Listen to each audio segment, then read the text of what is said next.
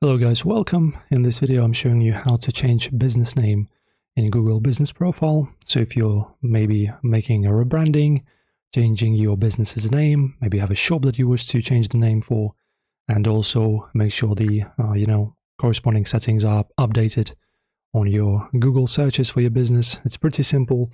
So for that guys, you choose on Google your business that you want to edit.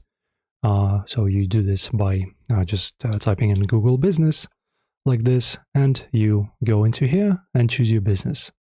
After that, guys, as you can see, we have our settings. You go to Edit Profile, and in here we have the business name. So for example, I have Cafe 24 here. We can change it to, for example, Cafe Online, like this, Online 24, and then press on Save. And as you can see, Google name will be changed instantly. As you can see, it's already here, Cafe Online 24, and now you're done. Your business name is now changed. So once again, just choose your business, edit profile, and change your name there. Enjoy guys, like and subscribe, and I'll see you in the next tutorial.